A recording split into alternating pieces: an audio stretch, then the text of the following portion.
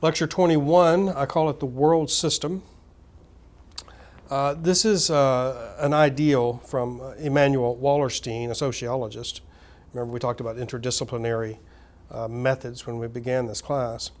Wallerstein argues that there is a world economic system in which some countries benefit while other countries are exploited for their cheap labor and natural resources.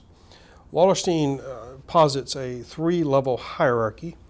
At the center of things, what he calls the core, and then along the periphery of that core, and then a semi-periphery. So let's look at this in a little more detail. Core countries are dominant capitalist countries that exploit peripheral countries for cheap labor and raw materials. Core countries have high levels of urbanization, high wages, high technology production. Peripheral countries are dependent on core countries for capital and have underdeveloped industry. Many peripheral countries are found in Africa and South America. Peripheral countries have lower literacy rates. They're more agrarian or more agricultural. Peripheral countries are exploited by the core for their cheap labor, raw materials, and agricultural production. Semi-peripheral countries have characteristics of both the core and the periphery. Some examples. The United States is a good example of a core country. The U.S. has vast amounts of capital and labor. India is an example of a semi-peripheral country. India is largely dependent on foreign investors for capital. This is changing. India has a growing technology industry and an emerging middle-class consumer market, much like Western Europe, China, Japan, and the United States. And then another example, Cape Verde is a peripheral country where foreign investors allow for the extraction of raw materials and the production of cash crops for export to wealthier consumer markets in core countries. Let's break this theory down a little bit. According to Wallerstein, capitalism has had a division of labor that encompassed several nation states. According to Wallerstein, the world system began in Europe about 1500. The accumulation of capital allowed Europeans to expand over the entire globe.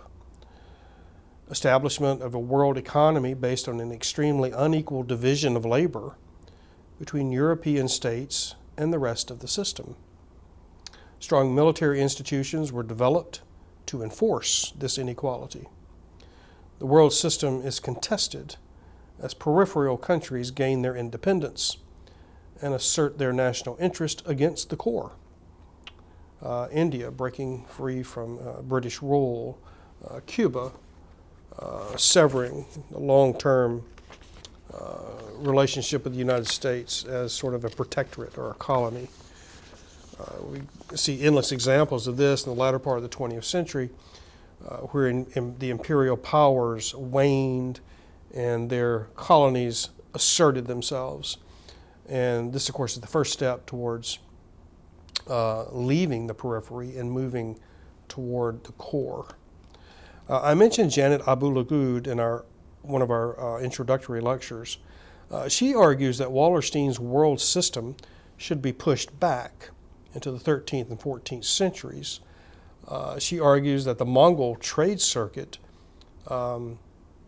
constitutes an earlier world system, earlier than Wallerstein's 15th century.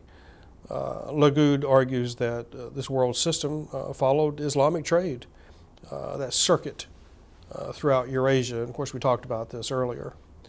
So just a couple of conclusions here for this short lecture. A large-scale economic and social model of understanding how and why power is dispersed across the globe. So this is probably Wallerstein's, what we can take from Wallerstein's argument is a way to sort of conceptualize where wealth and power lie and the relationship between core countries and those countries on the periphery.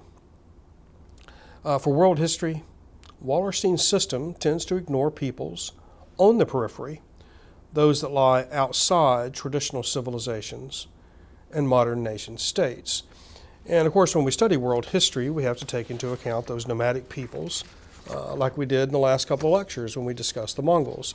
The Mongols have no large urban areas. They are nomadic people on the move. Does this mean we shouldn't study them? Well, obviously not. They had a dramatic impact on world history. So world history system, it allows us to conceptualize power and wealth, but it tends to negate peoples that are traditionally sort of ignored.